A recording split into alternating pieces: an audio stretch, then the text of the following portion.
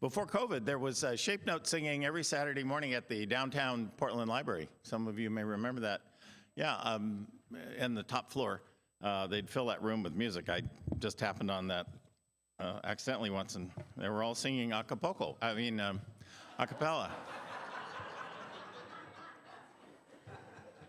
But I don't know any Spanish, so it didn't work for me.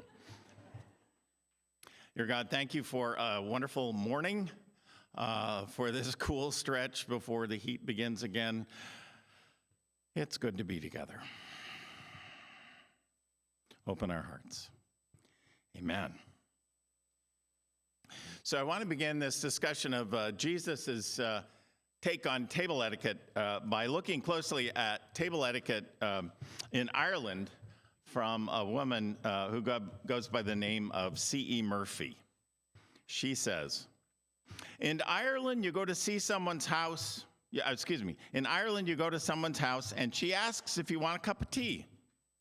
And you say, no, thank you, you're really just fine. And she asks if you're sure, and you say, of course you're sure. Really, you don't need a thing, except they pronounce it ting. You don't need a ting. Well, she says, then I was going to get myself some anyway, so it would be no trouble. And you say, well, if you were going to get yourself some, I wouldn't mind a spot of tea at that. So long as it's no trouble and I can give you a hand in the kitchen. And then you go through the whole thing over again until you both end up in the kitchen drinking tea and chatting. In America, someone asks you if you want a cup of tea, you say no, and then you don't get any damn tea. I like the Irish way better, she says. Well, we take this stuff, this dance we do with one another totally for granted, right? But look, we're all well trained by our families of origin, right? By our own cultures about these norms, and it's all really deep in us. So I'd like to take some time to plumb down on this right now. By way of that, here's a little personal history of mine as kind of preamble. 15 years ago, I was pastoring a church in Ashland, the one in Oregon, and I kept hearing in the national news about city after city across the country beginning a program like one in Multnomah County called Portland Everybody Reads. Where a committee in the city would choose one book for everyone to read, so the whole city had the same reading experience. Beaverton, of course, has its own version, too. Now, Ashland, a college town, was full of readers. And I couldn't figure out why, bursting as it was with people who love books, it hadn't tried something like this. At the time, I was writing a regular column for the local newspaper, the Ashland Daily Tidings, and I had the thought that I could start an Ashland Reads Together program and promote the whole thing through my column. Easy peasy. All I had to do was assemble a small board, and together, we'd pick a book and invite the author to come if the author was still living, and he or she would make the rounds of the high school and the college. I had access to a little bit of money for such a thing, so I made a visit first to my friend Amy Blossom, who was a reference librarian at the city library, and asked her if she'd join the board. Well, she gave me an odd and meaningful look when I brought this up and said, in fact, that she had been trying to get the head librarian at the county seat in Medford to start just such a program for 6 years, and it just wasn't happening. So she asked me to put my idea on ice for a week, and she would bring it up at the next library staff meeting and see what they'd say about it. Well, within a week, knowing I was fully able to launch an independent program in Ashland, the county decided to start a Jefferson County Reads Together program, and they wanted to know what book I'd choose for us to launch the thing. So without even trying, I had shamed them into getting a county-wide program going that Medford had soft-pedaled forever. And I had accomplished it without doing a single thing and without lifting a pinky finger. And so I said, well, how about To Kill a Mockingbird? And actually, they chose something else. They chose The River Why. But eventually, after I moved away, they got around to Kill a Mockingbird, because race difficulties being perennial, right? Harper Lee's book never, ever goes out of date. It's like the voice of our collective conscience on the subject, right? Anyway, I bring that up because when I read the two of the lectionary passages set for our worship today, I thought immediately of Harper Lee's To Kill a Mockingbird. And if you haven't read it or seen the movie, you really ought to do that. It's really worthwhile. Within the first 30 pages of that book, you encounter the following remarkable story that goes perfectly with the story in our gospel lesson. It's the first week of school for Scout Finch. Her first grade teacher is Miss Caroline, who is also brand new. At lunchtime, Miss Caroline surveys the lunch boxes that her students have brought and notices that one little boy, Walter Cunningham, doesn't have a lunchbox. And so she offers to lend him 25 cents to buy his lunch. Well, Walter refuses, and Miss Caroline doesn't understand, so Scout stands up and explains in front of the whole class that Walter doesn't have lunch because he's a Cunningham, and the Cunninghams are so poor that they could never afford lunch and couldn't afford to pay back the 25 cents. And it's a difficult moment, and later at the lunch break, Scout's brother Jem invites Walter to come home with the two of them to have lunch at their house. Now, Calpurnia, remember her, the beloved housekeeper and cook, sets another place at the table so that the three children and the father, Atticus, sit down to eat. And Walter asks if there's any molasses in the house. Calpurnia brings a syrup pitcher, and Walter pours molasses on its vegetables and potatoes and his meat. And Scout says he would probably have poured it into his milk glass if I hadn't asked him what the Sam Hill he was doing. And Atticus shakes his head at Scout, and Scout says, but he's gone and drowned his whole dinner in syrup. This is when the real table etiquette lesson in the book begins, and it's a lesson for Scout, not for Walter. It was then that Calpurnia requested my presence in the kitchen, says Scout. She was furious. She squinted down at me. There's some folks who don't eat like us, she whispered fiercely, but you ain't called on to contradict them at the table when they don't. That boy's your company, and if he wants to eat the tablecloth, you let him do it. He ain't company, Cal. He's a Cunningham. Hush your mouth.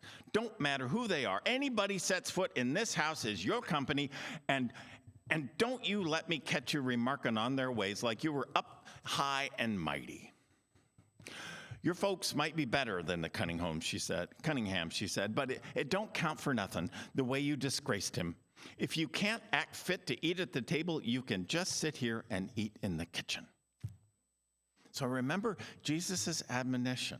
For all who exalt themselves will be humbled, and those who humble themselves will be exalted. Add to that these words written to one of the earliest Christian churches, words which are found in the epistle to the Hebrews. Do not neglect to show hospitality to strangers, for by doing that, some have entertained angels without even knowing it. Together, those passages underscore, I think, a really important biblical theme. The heart of what it means to follow Jesus is reflected in an amazing way in the whole business of hospitality. The life that's been redeemed and reconstituted by the love of Christ will be characterized by openness and hospitality. And the exact translation of hospitality is not, in fact, hospitality, but the love of strangers. Think of that. The love of strangers. And the reference about entertaining angels without knowing it refers to one of the Bible's oldest stories, something from the 18th chapter of the book of Genesis.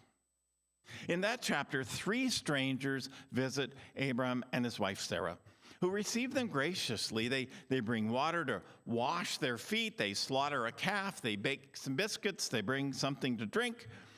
And it turns out that the three guests are either on a mission from God or one of them is actually God. It's a really difficult passage to translate. They are there to tell Sarah that she's going to conceive in her old age and have a child. And Sarah laughs at the absurdity of their suggestion, but later she gives birth to a son, Isaac, whose name, remember, turns out to be laughter, right? So looking back to that old story, the idea the writer of Hebrews is reflecting on is that these were angels. These were messengers of God. And if Abraham and Sarah had not extended hospitality to them, none of us would know the true miracle that's represented in the birth of the little laughter child.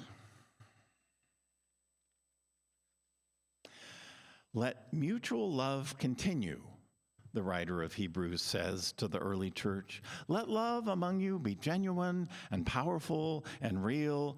And don't forget the stranger. Don't forget to be hospitable. So the sense of it is that sometimes people in the church can enjoy loving one another so much that they become cliquish, right? A closed company, so that an outsider won't feel welcome at all. In fact, he or she won't even be given a chance to break in. This is, in fact, endemic in churches, especially ones about our size. We enjoy seeing each other so much that we can't wait to greet one another when we all show up on Sunday morning, and poor Pastor Don can hardly do the welcome because of the din of goodwill that often happens. Same thing happens at coffee hour. So the strangers, the new folks, may find it difficult and awkward just standing there by themselves. But it's even more serious than that. In the story we heard read this morning, a Pharisee invites a group of important people to a dinner party, and Jesus is one of the guests. People then, and of course now as well, were invited to dinner because the host was interested in them or was related to them or wished to establish a reciprocal kind of relationship with them. Dinner parties are, of course, usually pleasant affairs, and if the food isn't great, well, maybe the conversation will make up for that. But not at this dinner party. The way the gospel writer Luke recalls it, because as soon as the guests are seated, Jesus criticizes the other guests for the way they jockey and scramble to get the best seats at the head of the table. Sit at the lowest place, he says, for all who exalt themselves will be humbled, and all those who humble themselves will be lifted up. That must have made everybody uncomfortable. But Jesus is just warming up here. He also scolds the host, criticizing him for his choice of guests. One New Testament scholar commented on this passage saying, "I'm certainly glad I wasn't at that dinner party. Jesus leveled everybody." Don't invite these kinds of people, Jesus says. People who will, in all likelihood, return our invitation. Instead, he says, invite poor people, the blind, the bent over, people who live on the other side of the tracks. Jesus proposes that his host cross a very important social, political, and religious boundary here. Not unlike Calpurnia extending hospitality to a poor little white boy who pours molasses all over his vegetables and mashed potatoes. Jesus proposes a human community based on something other than social custom, right? Economic reciprocity, right? Or intellectual affinity. He proposes instead a human community based on nothing but the fact that God is its creator, and therefore each person is a precious child of God, every single one of them. Now, the Quaker theologian Parker Palmer wrote a whole book on this subject called The Company of Strangers. And he suggests that modern life cultivates a suspicion of strangers. In fact, he points out that we have organized our lives so carefully that we spend much of our time in private and rarely, if ever, allow ourselves to say more than hello or excuse me to a stranger. We live and we eat and we work and we travel and we shop and we engage in leisure time activities with people like ourselves, people we choose to be with, time being short, and all the while we regard the stranger as, maybe even sinister. I'm thinking of this because I have the Nextdoor app on my phone. Anybody else? And it is always blowing up, always, over suspicious strangers in our neighborhood doing odd, not in our neighborhood things. But listen to this. According to Parker Palmer, our mistrust of the stranger is the thing that actually ends up making the places we inhabit unsafe. Here's his reasoning.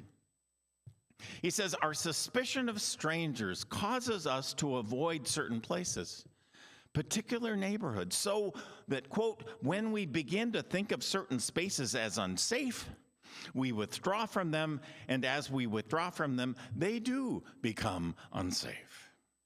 He says this, space is kept safe and secure not primarily by good lighting and police power, but by the presence of a healthy public life.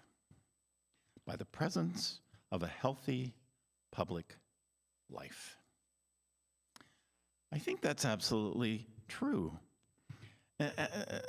Just consider, it's fascinating that one of the spaces people often stay clear of in Portland is the park blocks.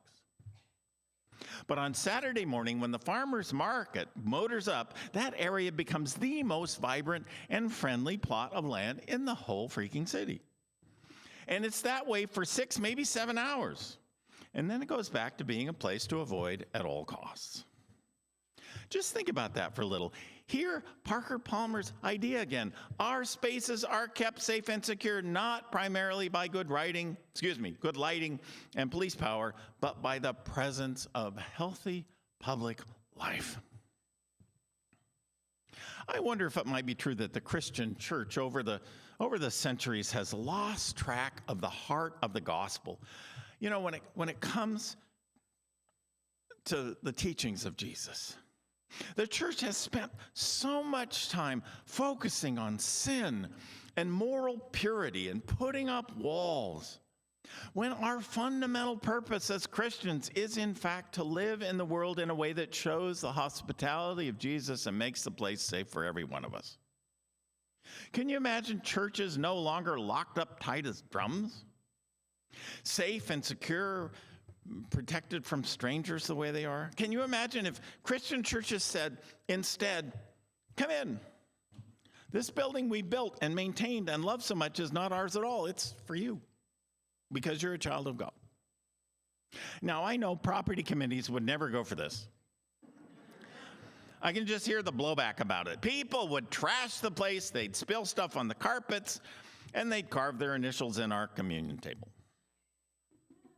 Well, let me tell you a true story about a church, a city church, in fact, that had fallen on hard times, that was named and is named Antioch. Just Antioch.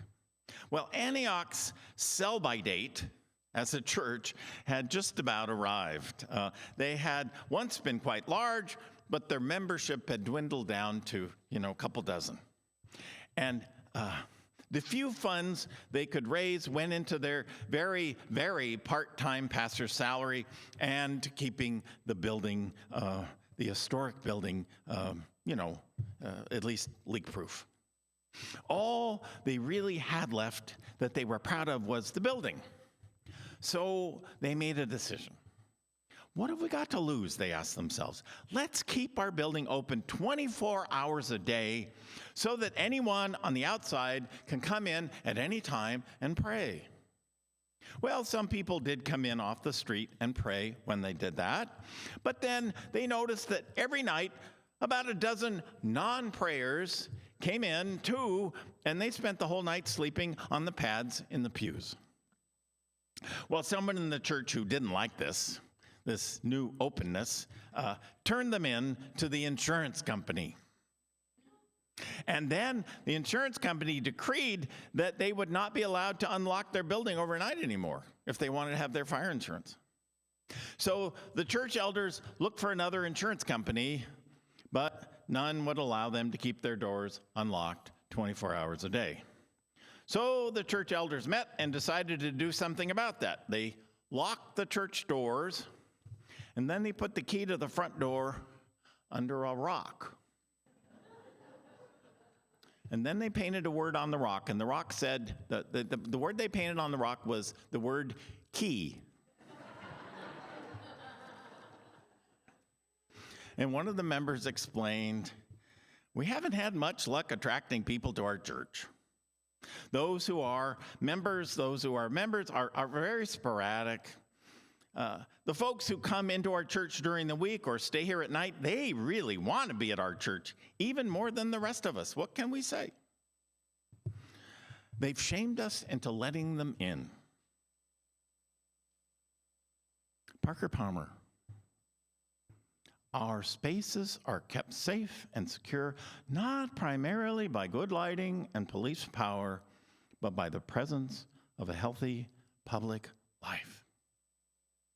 So, as we look to begin a new year with Labor Day next week and Welcome Back Sunday the week after that, how is it with Southminster in this regard, right? We have a sign, big sign, on the front of the building that says that we welcome everyone. Is that the case? I'm not suggesting it isn't, but I think we need to ask ourselves that pretty often. Do we really do that? Do not neglect to show hospitality to strangers, for by doing that, some have entertained angels without even knowing it. Amen.